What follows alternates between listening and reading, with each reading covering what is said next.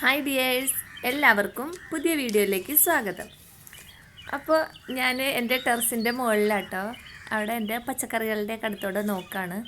അപ്പോൾ അവിടെ ഇവിടെയൊക്കെ ആയിട്ട് ഓരോന്നിലും ഇങ്ങനെ എന്തൊക്കെയോ കായ്കളൊക്കെ ഉണ്ടായി കിടക്കുന്നുണ്ട്. അപ്പോൾ അതെല്ലാം കൂടി ഒന്ന് പറിച്ചെടുക്കാമെന്ന് വിചാരിച്ച് കയറി പോകുന്നതാട്ടോ. അപ്പോൾ ഒരു കുഞ്ഞ് വെള്ളരിക്ക അടുപ്പുണ്ട്, പിന്നെ ഇത് കോവലാണ്. അപ്പോൾ കോവയ്ക്കയും ഉണ്ടായി കിടക്കുന്നുണ്ട്. ഒരുപാടൊന്നുമില്ല കേട്ടോ, കുറച്ചൊക്കെ ഉള്ളൂ. എന്നാലും ഉള്ളതെല്ലാം കൂടി പറിച്ചെടുക്കുമ്പോൾ ഒരു കറിക്കുള്ളതാവും. അപ്പോൾ ഞാനതൊക്കെ പറിക്കാനായിട്ട് കയറിയേക്കാണ്. അപ്പോൾ ഇവിടെ നല്ല വേനലും ചൂടൊക്കെ ആണെങ്കിലും നമുക്ക് വെള്ളത്തിന് ക്ഷാമമില്ല കേട്ടോ. വെള്ളം വാട്ടർ കണക്ഷൻ്റെ വെള്ളമാണ്. നമ്മൾ 10 വർഷത്തിന് മുമ്പേ എടുത്തേക്കണ കണക്ഷനാണ്, ജലനിധിയുടെ അല്ലാത്ത കണക്ഷനാണ്. അപ്പോൾ അതിനകത്ത് എപ്പോഴും തന്നെ വെള്ളമുണ്ട്. അതുകൊണ്ട് തന്നെ നമുക്ക് വെള്ളത്തിന് ഒട്ടും ക്ഷാമമില്ല. അതുകൊണ്ട് ഞാൻ ഇവരെ എപ്പോഴും നനച്ചു കൊടുക്കാറുണ്ട്. അതുകൊണ്ട് അങ്ങനെ വാടലും ഒന്നുമില്ലാതെ നിൽപ്പുണ്ട്. പിന്നെ ഇത് നനച്ചു കൊടുക്കൽ ഞാൻ ഭക്ഷണം കഴിച്ചില്ലെങ്കിലും ഞാൻ ഇവരെ നനച്ചു കൊടുക്കും കേട്ടോ. അങ്ങനെ കൊണ്ടുനടക്കണതാണ്. അത്രയ്ക്ക് ചൂടാണല്ലോ. ഒരു ദിവസം എങ്ങാനും വിട്ടു പോയി കഴിഞ്ഞാൽ പിറ്റേ ദിവസം ആകുമ്പോഴത്തേനും എല്ലാം ഉണങ്ങി കരിഞ്ഞേക്കും, അത്ര ചൂടാണ്. അപ്പോൾ ഞാൻ പിന്നെ ഒരു തക്കാളി തൈ ഇപ്പുണ്ട് കേട്ടോ ഇവിടെ. അതിനകത്ത് ഒട്ടും വലുപ്പം വയ്ക്കാത്ത തക്കാളി, എന്നാൽ തീരെ ചെറുതുമല്ല, എന്തോ ഒരു ഷേപ്പിലുണ്ടായേക്കണ തക്കാളികളാട്ടോ ഇതിലുള്ളത്. ഇത് എന്ത് തക്കാളിയാണെന്ന് എനിക്കറിയില്ല. ഞാൻ തക്കാളികളുടെയൊക്കെ വിത്തൊക്കെ പാവിയിട്ടുണ്ടായി, അതിലെങ്ങനെയോ ഒരെണ്ണം മുളച്ചതാണ്. ഇത് എന്തോ ഒരു മോഡൽ തക്കാളി. അപ്പോൾ ഇത് പച്ചത്തക്കാളിയായിട്ട് തോരൻ വയ്ക്കാൻ നല്ലതെന്ന് തോന്നുന്നു. പിന്നെ ഇത് നമ്മുടെ ചേമ്പിൻ്റെ താളല്ലേ, അപ്പോൾ താളം എടുക്കാമെന്ന് വിചാരിച്ച് അതും നോക്കിക്കൊണ്ട് നിൽക്കുകയാണ്. അപ്പോൾ ഞാൻ വിചാരിച്ചു ഇന്ന് ഇതെല്ലാം കൂട്ടി ഒരു നാടൻ കൂട്ടാൻ അങ്ങോട്ട് ഉണ്ടാക്കാമെന്ന് വിചാരിച്ചു, ഒരു അവിയൽ പോലെയൊക്കെ. പിന്നെ ഇതൊരു ചേന നട്ടതാട്ടത്, ഞാനൊരു ചാക്കിൽ നട്ടേക്കണതാണ്. അതിനകത്തേക്ക് ഇതേ ആകാശമുല്ലയുടെ തൈ പടർന്ന് കയറിയിട്ട് ആകെ ഇങ്ങനെ പടർന്ന് നിൽക്കുകയാണ്. പറിച്ച് കളയാൻ തോന്നാത്തതുകൊണ്ട് അതിനെ അവിടെ നിർത്തിയേക്കാം കേട്ടോ.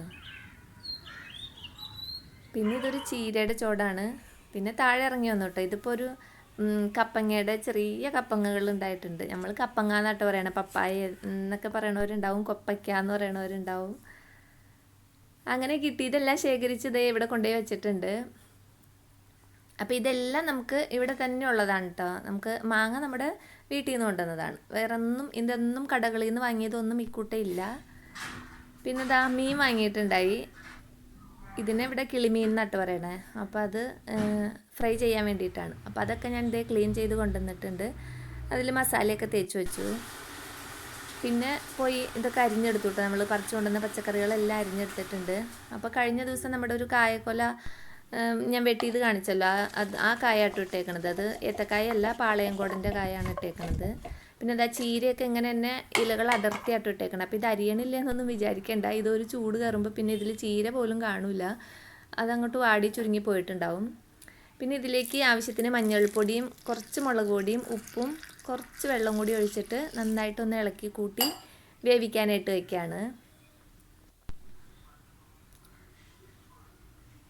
പിന്നെ ഇതിലേക്ക് തേങ്ങ വേണമല്ലോ, അപ്പോൾ തേങ്ങ പൊതിച്ച് വെച്ചിട്ടുണ്ട്. അത് ഒരു വലിയ മുറി തേങ്ങയും കൂടി ഒതുക്കിയെടുത്താൽ മതി, അരയ്ക്കണ്ട. അപ്പോൾ കണ്ടോ, നന്നായിട്ട് തിള കയറിയപ്പോൾ തന്നെ ഇതിലിപ്പോൾ ചീര എവിടെയാണെന്നൊക്കെ നമ്മൾ തപ്പി നോക്കണം. അതുപോലെ അത് വെന്ത് ഇതിലേക്ക് ചേർന്ന് പോയിട്ടുണ്ട്.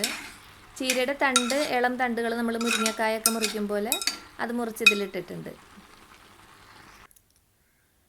പിന്നെ ഞാൻ ആ അരപ്പൊന്ന് ഒതുക്കി കൊണ്ടുവന്നതാണ്. ഉള്ളിയും ജീരകവും തേങ്ങയും സ്വല്പം മുളക് പൊടിയും കൂടി ഇട്ടിട്ടാണ് ഒതുക്കിയത്.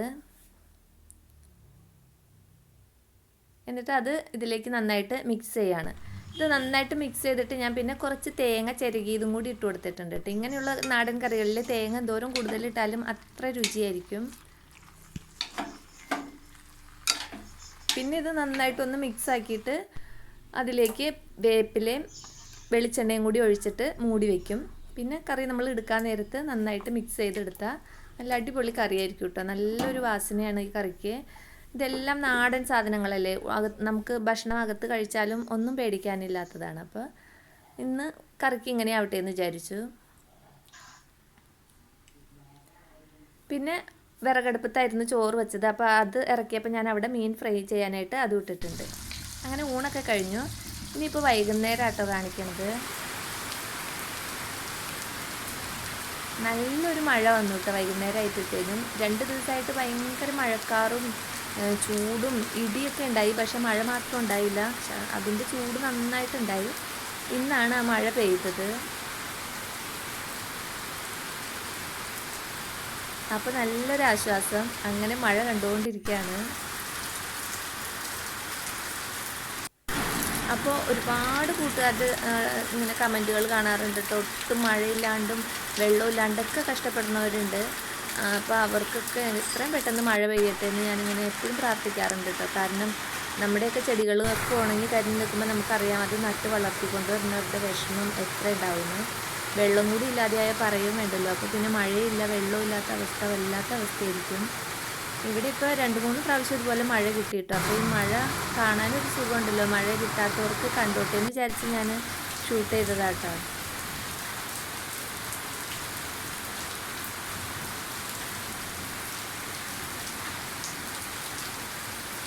നന്നായിട്ട് തന്നെ മഴ പെയ്തു. മുറ്റത്തൊക്കെ നല്ല പോലെ വെള്ളം കെട്ടി കിടക്കുന്നുണ്ടായി.